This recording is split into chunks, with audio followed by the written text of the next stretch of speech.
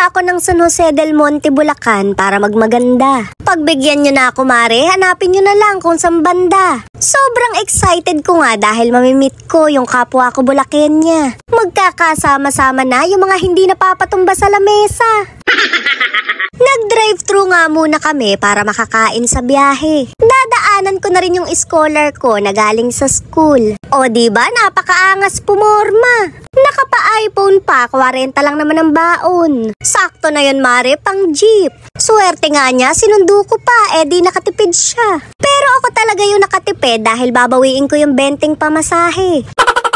Kawawa naman yung kapatid ko, mukhang masyado gutom. Hindi na yata kinakaya ng utak yung pag-aaral, maghinto ka na kaya. Napakalaki ng matitipid ko kapag nabawasan ng 40 araw-araw. Kumain na nga lang ako at bumiyahe na kami. Napakaganda ng nadaanan namin, napakaraming puno. Para kaming nagro-road trip tapos yung tugtog, Totoy Bibo. Ganire mga tugtugan ng tatay ko kapag lasing na.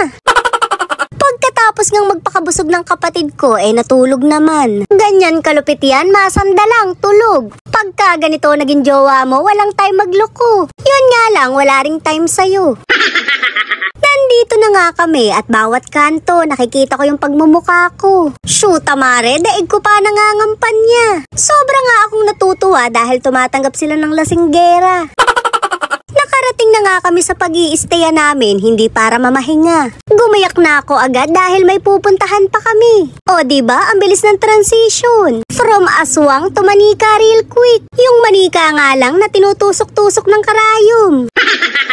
Iiwan ko nga muna yung kapatid ko na akala mo turon. Balot na balot ng kumot dahil napakalamig ng aircon. Ewan ko ba't sinama ko pa to, mag-aalasaging lang pala. Hindi na nga ako nagpalit ng damit dahil pang malakasan ko na to. Napakaswerte nga nila dahil suot ko na agad yung pamasko ko. O diba, nakasuot yung pamasko pero mukhang undas na dahil sa muka.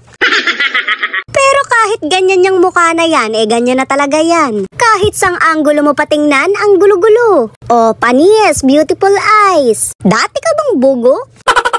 Naghanap nga muna kami ng tindahan para bumili ng kape. Alam nyo naman na may edad na yung sugar daddy ko, maintenance na yung kape. Pero sa lahat ng kakilala ko na nagkakape, siya lang yung hindi ninenervyos. Kung tumaya kasi sa manok, kapresyo na ng buhay ko. Kita mo nga at 100 na lang ang laman ng wallet.